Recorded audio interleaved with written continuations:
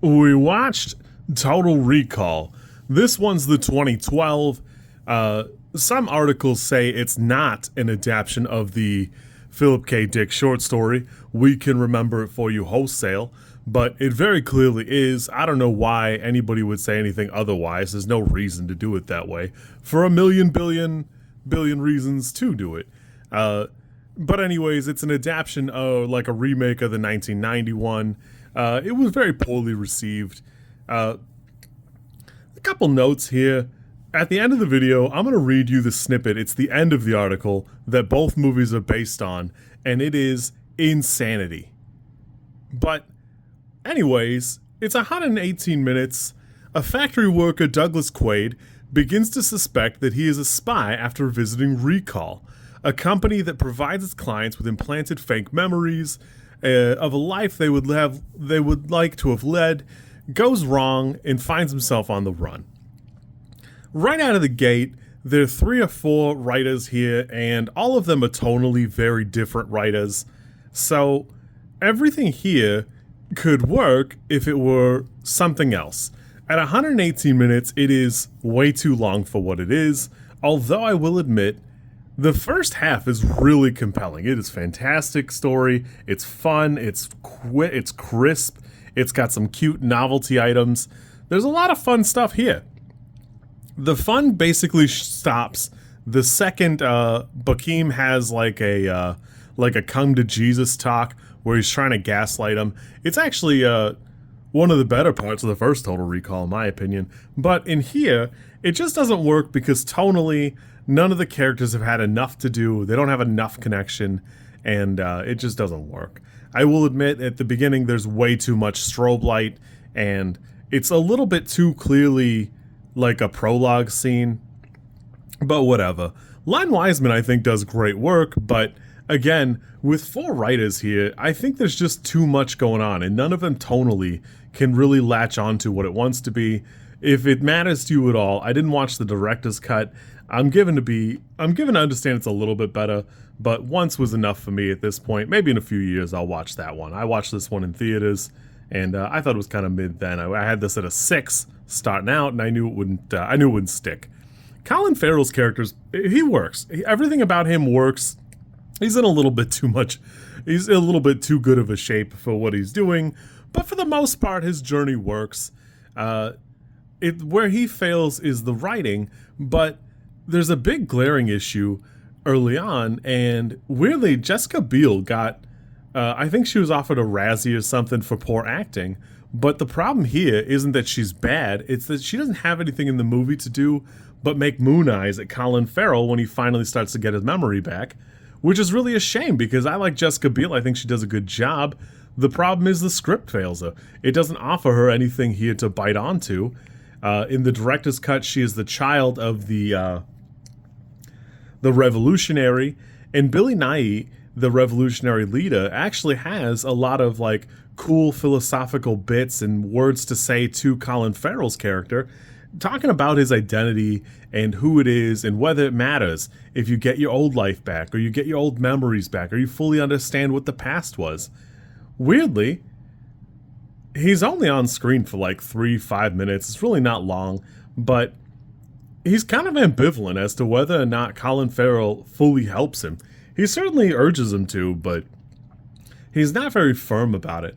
And as opposed to Bryan Cranston, who is just like a despot, he doesn't show up till about an hour in, but part of why Jessica Biel's character kind of sucks is because Kate Beckinsale's character also is not great. In the original movie, Kate Beckinsale's character is locked in. She knows exactly who Quaid is. She knows exactly what to do about it. And she just goes for it. She just goes for the kill. It's really cool. Here, it's weird because Beckinsale has no reason to lock in the way she does. She loses early on, but it's not like a personal thing to her. She just gets mad and goes, no, kill him, despite like the very obvious orders to not do that. What would work better is if Beckinsale had been an earlier version of Quaid, who also had like a memory issue, went and got recall, and then decided she would stick it out and stay on the side of the oppressors.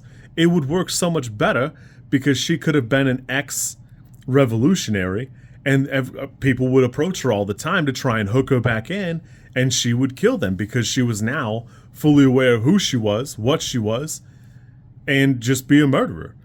So then Jessica Biel would later have an argument with her about who was right or whether either of them could be right. And because the script fails here, you never fully dig into anything like that.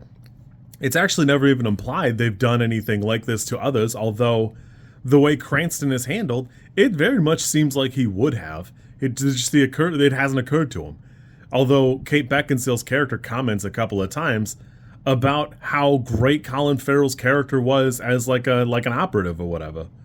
So it's kind of odd. Jessica Biel, I don't know, she just doesn't have anything to do in the movie, which is a shame because there are a couple of times where it seems like something might not be real, or there's just a little bit too much of something going on that even Colin Farrell kind of shakes his head and seems like he's not sure, or whether something will work.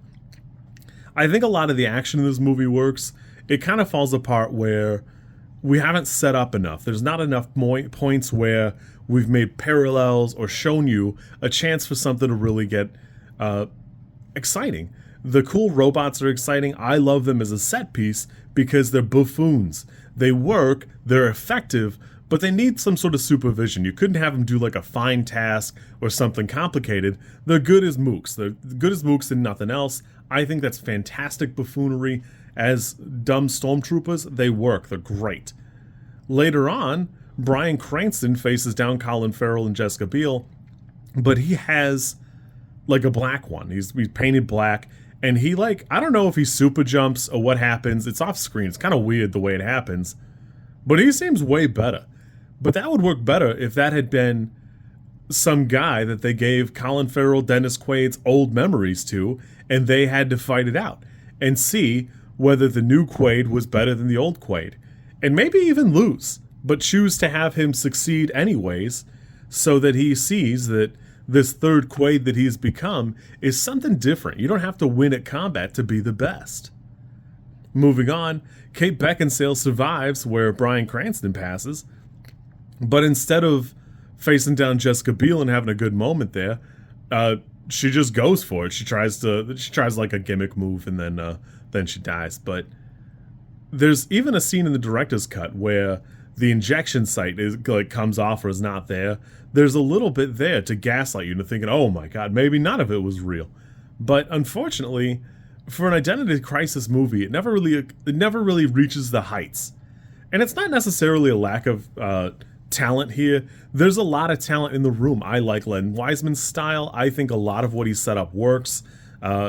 This, if it were at nighttime all the time, would to me be what a Batman Beyond movie could look like. Maybe it won't be, but it's got the aesthetic, and boy, both halves of the Earth look fantastic. I like that they never even make it to Mars. They're just talking about it.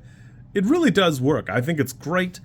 It's just a little thinly written. I think there's just too many good heads in the room where Kurt Wimmer, Mark Bomback, Ron Shusett, there's a lot of talent there, and I think there's just one too many hand here, and it just never quite coalesces into something really good. Anyways, this is like a 4 for me. I really wanted to love it, but boy, after you get up to that first half, it just starts to drag. The set pieces are fun, but like the elevator bit, it's almost a little too nonsensical. It's just a little too goofy. There's a combat where Colin Farrell, Jessica Biel, and Kate Beckinsale are fighting.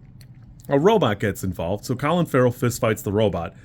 The robot, by the way, seems programmed to go for a Mortal Kombat style finisher every time. Both times he gets the drop on Colin Farrell, he goes for like a finish him.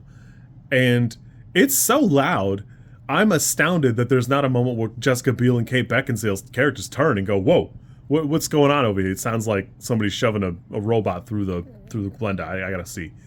But the bit goes on too long. It's just not quite good enough to merit the length of time it is, and it feels like it's just a ton of the movie wasted on a really silly bit. But that's how a lot of the movie is. Unfortunately, it just never really reaches the heights that it could, and while the first one is not the 10 you have your nostalgia glasses, it's better because at least it commits to kind of the corny, goofy bits, where this wanted to play it straight, and it just doesn't replicate what, for me, the RoboCop remake really does. Anyways, I digress. I'm going to read to you the Wikipedia synopsis of the end of the article. I'm not going to read you the whole thing. In the article, he's Quail instead of Quaid, I assume to keep him from being made fun of by being a bird or whatever. But anyways, Quail turns himself in and is placed in a psychiatrist to figure out his own personal desires. His fellow assassins and agents have agreed that it's okay for him to just have a pleasant memory of an exciting life and retire. No problem. Talking to the psychiatrist, he says, well, when I was young, I used to fantasize as a child that I came across minuscule rodent-like aliens. They were going to launch a full-scale invasion of Earth with their superior technology. However, young Quail was so kind to and accepting of the aliens, they decided to hold off on the invasion as long as he was alive. While finding this fantasy narcissistic, his commanders agree to plant the memories at recall. To everyone's shock, those memories turn out to be real as well. And the whole thing is bananas, because in a roundabout way, I don't know that you could make this a movie and have it not be a campy 80s thing. If you didn't do it in the 90s, I don't think you could possibly do it now, unless you really leaned into something kind of wild. But it is kind of a weird, awesome thing. It just is like a weird thing for me that I had to go read that little snippet, because I thought, man, there's got to be something here that people have tried to make this a couple times, and both times, it was popular, it got, decent reviews, but, didn't really stun anybody. And this is such a bizarre thing for me to have come across. I had a good time with these. I remember them both quite fondly. Given the choice in the future, I probably will only watch the old one, but again, between this and The Running Man, I remember them fondly because I like Arnold Schwarzenegger, not necessarily because either movie is particularly good. In fact, Total Recall and The Running Man, I have kind of blended together in my mind at parts that I completely forget which is which every once in a while. It's okay. You kids be good. I will catch you later. I still enjoyed the new 2012 Total Recall, but again, it's just a situation where there's too many cooks and a very small kitchen. It is what it is. You kids be good. I'll catch you later, and we'll go from there.